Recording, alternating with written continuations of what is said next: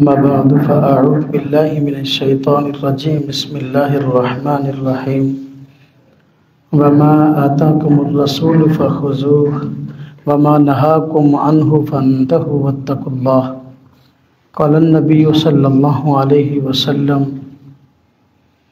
عليكم بسنتي وسنة الخلفاء الراشدين المهديين آمنت بالله صدق الله العظيم۔ ایک مرتبہ درود شریف پڑھ لیں۔ اللہم صلی علی محمد وعلی آل محمد کما صلیت علی ابراہیم وعلی آل ابراہیم انک حمید مجید۔ اللہم بارک علی محمد وعلی آل محمد کما بارکت علی ابراہیم وعلی آل ابراہیم انک حمید مجید۔ عصر کے بعد وقت بہت مختصر ہوتا ہے اور نہایت مصروفیت کا وقت بھی ہوتا ہے، اس لیے تھوڑے وقت میں چند ایک باتیں عرض کروں گا۔ حضور نبی پاک صلی اللہ علیہ وسلم کو اللہ رب العزت نے اس کائنات میں اس لیے بھیجا کہ ہمیں 24 گھنٹے کی زندگی سنوارنے کے لیے بہترین نظام اور بہترین طریقے بتلا دے۔ قرآن کریم اللہ تبارک و تعالیٰ نے ہم سب کو عمل کرنے کے لیے نازل کیا ہے۔ آپ صلی اللہ علیہ وسلم نے قرآنی احکام پر عمل کر کے اس کو اپنا کے ہمیں اس بات کی دعوت دی ہے کہ قرآن کریم کے ساتھ میری طریقے یعنی میری سنتیں ان کو بھی اپنا۔ اللہ تبارک و تعالیٰ نے قرآن کریم میں جہاں اپنی اطاعت کا حکم دیا ہے تو حضور نبی پاک صلی اللہ علیہ وسلم کی اطاعت کا بھی حکم دیا ہے۔ فرمایا اطیعوا اللہ و اطیعوا الرسول، اللہ کی اطاعت کرو اور اللہ کے رسول صلی اللہ علیہ وسلم کی اطاعت کرو۔ اور دنیا سے رخصت ہونے سے پہلے حضور نبی پاک صلی اللہ علیہ وسلم نے فرمایا کہ میں 2 چیزیں تمہارے اندر چھوڑ کے جا رہا ہوں، اگر تم ان کو مضبوطی سے پکڑ لو گے تو کبھی گمراہ نہیں ہوگے۔ ایک اللہ تبارک و تعالیٰ کی کتاب ہے اور دوسری فرمایا کہ اللہ کے رسول صلی اللہ علیہ وسلم کی سنت ہے۔ تو ہماری 24 گھنٹے کی زندگی اس وقت سنور سکتی ہے، قیمتی بن سکتی ہے، اللہ رب العزت کے ہاں پسندیدہ ہو سکتی ہے جب ہم حضور نبی پاک صلی اللہ علیہ وسلم کے مبارک طریقے اور سنتوں کو اپنا لیں گے۔ سنت کی اہمیت اگر ایک مسلمان کے دل میں بیٹھ جائے تو اپنی 24 گھنٹے کی زندگی اور اپنے ہر کام سے پہلے سوچے گا کہ بھئی جو کام میں کر رہا ہوں کیا یہ حضور نبی پاک صلی اللہ علیہ وسلم کا طریقہ ہے کہ نہیں۔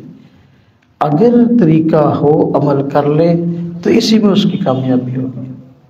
صحابہ کرام کی نظر میں حضور نبی پاک صلی اللہ علیہ وسلم کی مبارک سنتوں کی بہت اہمیت تھی۔ اب آپ صلی اللہ علیہ وسلم کا ارشاد ہے کہ کھانا کھاتے ہوئے اگر کوئی کھانے کا لقمہ نیچے گر جائے تو اس کو اٹھا کر کھا لیا کرو، اس لیے کہ کھانے کے علم نہیں کون سے حصے میں برکت ہو۔ صحابہ کرام اس پر بہت کاربند تھے۔ ایک بادشاہ کے ہاں صحابہ کرام بطور سفیر کے تشریف لے گئے۔ وہاں بادشاہ کے دربار میں ان حضرات کے سامنے کھانا پیش کیا گیا۔ حضرت حذیفہ رضی اللہ عنہ مشہور صحابی رسول ہیں، وہ بھی موجود تھے ان میں۔ تو وہاں کھانا پیش کیا گیا تو کھانا کھا رہے تھے، ایک لقمہ زمین پر گر گیا تو حضرت حذیفہ رضی اللہ تعالیٰ عنہ کھانے کے اس لقمے کو اٹھا کر صاف کر کے کھانے لگے تو قریب کسی آدمی نے کہا کہ دیکھو یہ بادشاہ کا دربار ہے، یہاں طرح طرح کے کھانے موجود ہیں تو کھانے کی کمی نہیں ہے، اگر آپ اس گرے ہوئے لقمے کو اٹھا کر منہ میں ڈالیں گے تو یہ لوگ کہیں ہمیں خسیس نہ سمجھیں، گھٹیا نہ سمجھیں، تو کھانے کی کون سا کمی ہے۔ تو آپ اس لقمے کو اٹھا کر نہ کھائیے۔ حضرت حذیفہ رضی اللہ تعالیٰ عنہ نے بڑا قیمتی جواب عنایت فرمایا انترک سنت نبی جینا صلی اللہ علیہ وسلم لہؤلاء الحمقاء، کیا ہم ان بیوقوفوں کی وجہ سے حضور نبی پاک صلی اللہ علیہ وسلم کی مبارک سنت کو چھوڑ دیں؟ یہ آپ صلی اللہ علیہ وسلم کا طریقہ ہے کہ کھانا کھاتے ہوئے اگر کوئی لقمہ نیچے گر جائے، کھانے کا حصہ زمین پہ گر جائے، اس کو اٹھا کر صاف کر کے کھا لیا جائے۔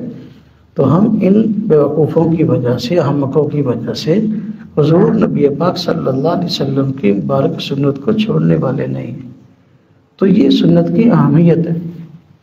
صحابہ کرام حضور نبی پاک صلی اللہ علیہ وسلم سے نقل کرتے ہیں کہ کثرت کے ساتھ مسواک کرنا آپ صلی اللہ علیہ وسلم کی عادت مبارکہ تھی۔ آپ صلی اللہ علیہ وسلم سو کر اٹھتے تو پہلا عمل جو فرماتے مسواک ہوتا، مسجد میں آنے لگتے تو مسواک کرتے، وضو سے پہلے مسواک کرتے، کسی مجلس میں جانے لگتے تو مجلس میں شریک ہونے سے پہلے مسواک کرتے۔ تو مسواک آپ کا بہت پسندیدہ عمل ہے، آپ کی مبارک سنت ہے۔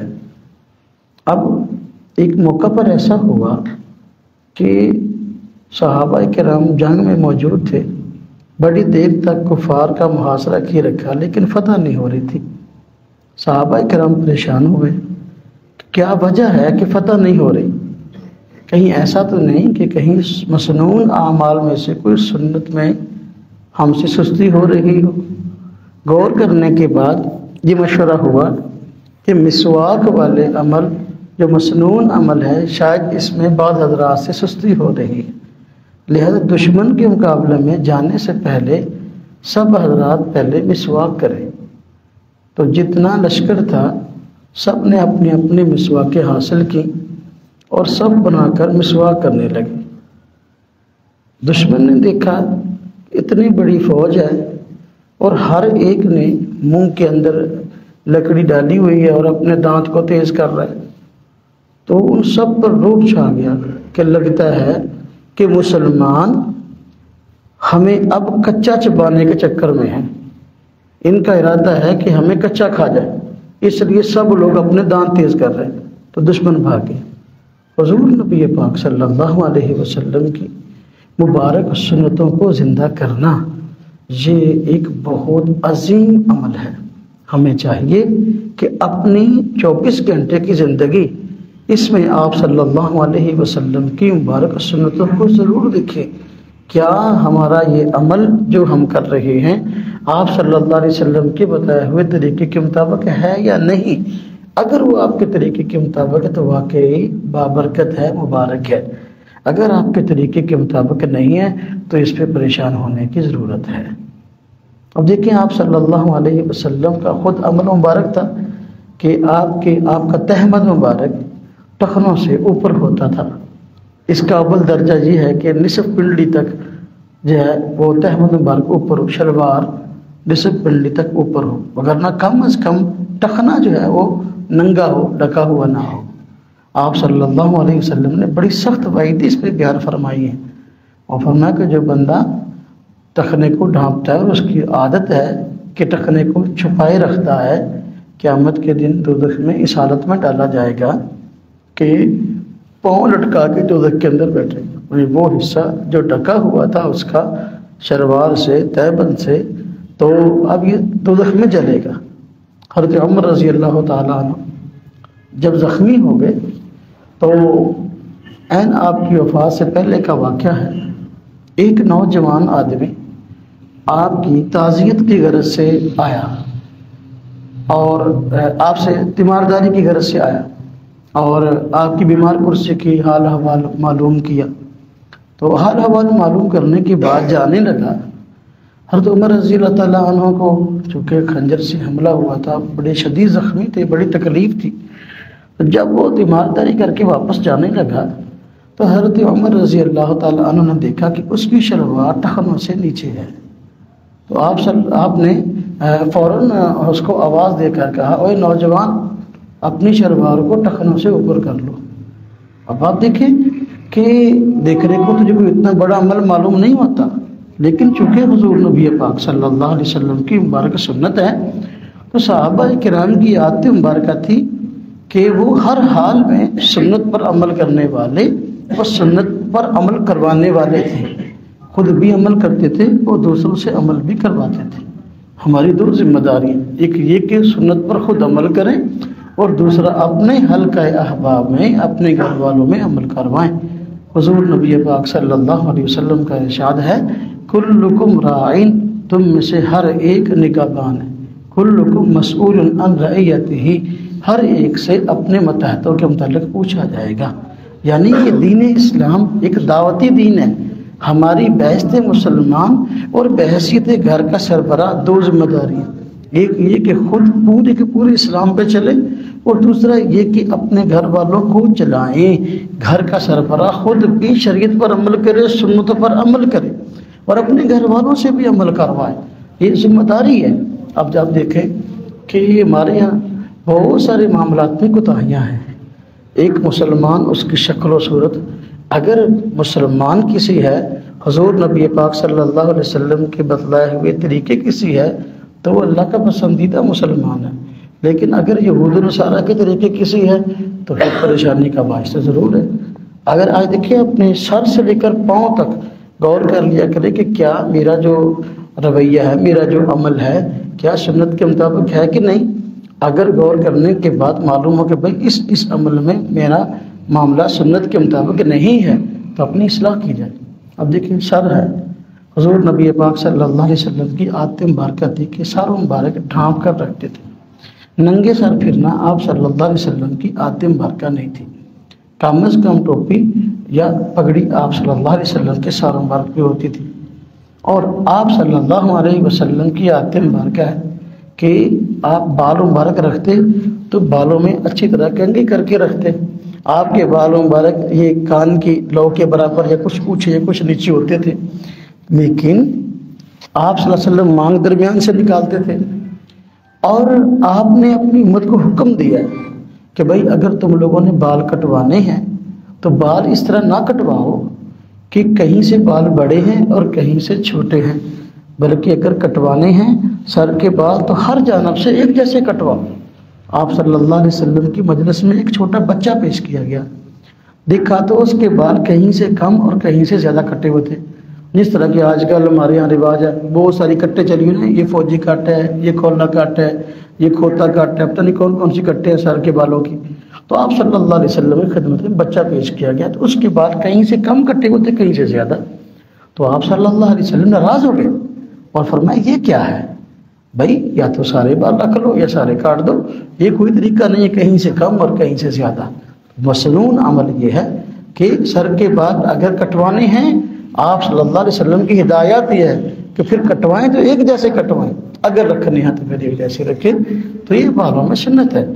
اور دیکھیں لباس ہے، آپ صلی اللہ علیہ وسلم نے صلحاء کا لباس اختیار کرنے کا حکم دیا ہے۔ اگر ایک بندہ لباس اپنائے ہوئے ہے لیکن اس کا لباس صلحاء والا نہیں ہے، اس کا لباس فلمی ایکٹروں والا ہے، ڈرامے جو لوگ کرتے ہیں، تھیٹر کرتے ہیں، ان جیسا لباس ہے، یقینی بات ہے ان کے ساتھ مشابہت کی وجہ سے انہی کے ساتھ قیامت کے دن اٹھایا جائے گا۔ حضور نبی پاک صلی اللہ علیہ وسلم کا ارشاد ہے، من تشبہ بقوم فہو منہم، جو بندہ جن کی مشابہت اختیار کرتا ہے انہی میں سے۔ اب اس کا خیال مردوں کو رکھنے کی بھی ضرورت ہے، عورتوں کو بھی۔ آج کل صورتحال یہ ہے کہ مرد عورتیں بننے کی کوشش کر رہے ہیں اور عورتیں مرد بننے کی کوشش کر رہی ہیں۔ عورتوں نے پینٹ شرٹ پہننا شروع کر دی، مردوں نے عورتوں جیسے بڑکیلے لباس پہننا شروع کر دیے، جو کہ رنگ ان کے ساتھ خاص تھے اور مردوں والے وہ رنگ نہیں ہیں۔ تو لباس میں بھی آپ صلی اللہ علیہ وسلم کے طریقے کو اپنانا ضروری ہے۔ اپنی گھر کی خواتین کو بھی یہ بات سمجھائیں کہ خلاف شرع لباس نہ پہنیں۔ 4 قسم کا لباس ایسا ہے اگر عورت وہ پہنتی ہے خلاف شرع ہے، دیکھنے کو وہ لباس پہنے ہوئے لیکن حقیقت کے اندر وہ ننگی ہے۔ نمبر 1، لباس پہنا عورت نے اتنا باریک ہے کہ اس کے اندر سے انسانی اعضاء نظر آ رہے ہیں۔ اب دیکھنے کو یہ لباس اس نے پہنا ہوا ہے لیکن یہ خلاف شریعت خلاف سنت لباس ہے، اور دیکھنے کو یہ کپڑا پہنے ہوئے حقیقت میں ننگی۔ نمبر 2، لباس پہنے اتنا تنگ ہو، اتنا تنگ کہ اب پہنا ہوا ہے جسم کے ہر حصے کی ساخت نظر آ رہی ہے، تو یہ بھی دیکھنے میں تو لباس پہنا ہوا ہے لیکن حقیقت کے اندر نہیں۔ اور اسی طرح لباس پہنا ہے، تیسری صورت لباس پہنا ہے لیکن لباس ہاف پہنا ہے، اس طرح کے ہاف بازو والا لباس ہے، ہاں جی، یا ہاف ٹانگوں والا لباس ہے، تو یہ یعنی چھوٹا لباس پہنا ہے۔ اب یہ بھی دیکھنے کو تو لباس پہنے ہوئے لیکن حقیقت میں ننگی ہے۔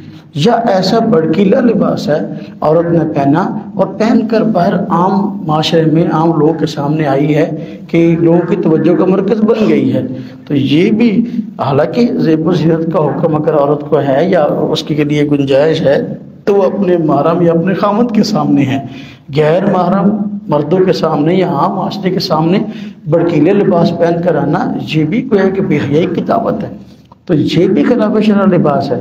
دیکھنے کو یہ بھی لباس پہنے ہوئے لیکن حقیقت کے اندر یہ بھی نہیں کی۔ میرے بھائیوں، میرے دوستوں، میرے عزیزوں، حضور نبی پاک صلی اللہ علیہ وسلم کے بتلائے ہوئے طریقے، انہیں کے اندر انسان کی کامیابی ہے۔ اگر یہ ہم طریقے نہیں اپنائیں گے تو دنیا میں بھی ہم ذلیل و خوار ہوں گے، آخرت کے اندر بھی۔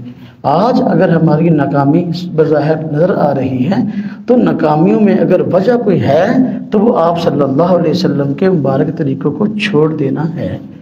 اب آپ صلی اللہ علیہ وسلم کے بعض مسنون اعمال یعنی آپ کے طریقے بعض ایسے ہیں کہ دیکھا جائے تو وہ کسی نہ کسی حکمت پر مبنی ہیں۔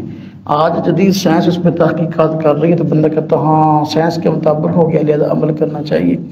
جس طرح کہ دیکھیں آپ صلی اللہ علیہ وسلم کا طریقہ ہے کہ اور آپ کی تعلیم ہے کہ جب کھانا کھاؤ، کھانا کھانے کے بعد برتن کو انگلی سے چاٹ کر صاف کر لو اور انگلیوں کو بھی چاٹ لو۔ اب بعض لوگ اس کو اچھا طریقہ خیال نہیں کرتے تھے، لیکن اب بعض لوگوں نے کہنا شروع کیا کہ جدید سائنس یہ کہتی ہے کہ اگر انگلیوں کو بعد میں چاٹ لیتے ہیں جس پر کھانا سالن کوئی چیز لگی ہو تو چاٹنے سے فائدہ یہ ہوتا ہے کہ انگلیوں کے پوروں میں جو مسام ہیں جب ان کو چاٹا جاتا ہے تو انسان کے حلق میں، انسان کے معدے میں ایسے اثرات پہنچتے ہیں جو کہ غذا کو ہضم کرنے میں بہت زیادہ اثر انداز ہوتے ہیں، لہذا اب انگلیاں چاٹنی چاہیے۔ کیوں؟ اس لیے کہ خوراک کے ہضم ہونے میں ان کا بہت بڑا دخل ہے۔ کہ ہم تو یہ عمل اس لیے نہیں کرتے کہ یہ خوراک کو ہضم کرتے ہیں یا نہیں کرتے، ہم تو اس کو اس لیے کریں گے عمل کو کہ یہ حضور نبی پاک صلی اللہ علیہ وسلم کا طریقہ ہے۔ اب آپ صلی اللہ علیہ وسلم کا مشکوٰۃ شریف میں کچھ دن پہلے سب پڑھا رہا تھا، آپ صلی اللہ علیہ وسلم کا فرمان ہے جس بندے کو بخار ہو جائے تو اس کے بخار کو پانی سے ٹھنڈا کرو، پانی سے ٹھنڈا کرو۔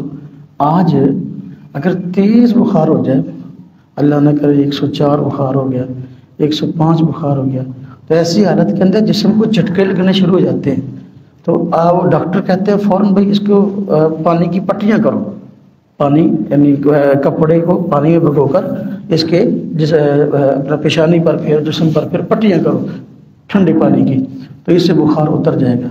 یہ دیکھیے آج ڈاکٹروں نے طریقہ بتایا لیکن حضور نبی پاک صلی اللہ علیہ وسلم نے طریقہ پہلے بتا دیا ہوا ہے، بھائی اگر تمہیں بخار ہو جائے تو بخار کو ٹھنڈا کرو پانی کے ساتھ، یعنی جس بندے کو بخار ہے اس بندے کو یا تو نہلا دو یا اس کے اوپر پانی ڈالو یا پانی کی پٹی کرو، یہ آپ صلی اللہ علیہ وسلم کا طریقہ ہے۔ اب ایک بندہ اگر اس عمل کو کرتا ہے، اللہ نہ کرے اگر بخار بہت تیز ہو گیا، لیکن کیوں جی ڈاکٹر نے کہا ہے تو ٹھیک ہے علاج تو اس کا ہو جائے گا، بخار کو اتر جائے گا، لیکن سنت پر عمل کا ثواب تو نہیں ملے گا۔ لیکن اگر ایک بندہ اس وجہ سے کرتا ہے کہ بھئی دیکھو بخار ہے اور آپ صلی اللہ علیہ وسلم نے فرمایا ہے کہ اگر بخار ہو جائے تو بخار کو اس کا علاج پانی کے ساتھ کرو، تو لہذا ہم پانی کی پٹیاں یہ اپنا جسم پر اس لیے کر رہے ہیں کہ یہ مصنون طریقہ ہے، تو اس سے بخار بھی اتر جائے گا اور سنت پر عمل کا ثواب بھی ہو جائے گا۔ اس لیے میرے بھائیوں، میرے دوستوں، میرے عزیزوں، جو مصنون اعمال ہیں اگر ہم ان کو اختیار کریں گے تو انشاءاللہ تعالی دونوں جہانوں کی کامیابی ہے، دنیا کے اندر بھی انشاءاللہ تعالی اللہ تبارک و تعالیٰ کی پسندیدہ بندوں میں شامل ہو جائیں گے، اور آخرت کے اندر حضور نبی پاک صلی اللہ علیہ وسلم کی شفاعت نصیب ہو جائے گی۔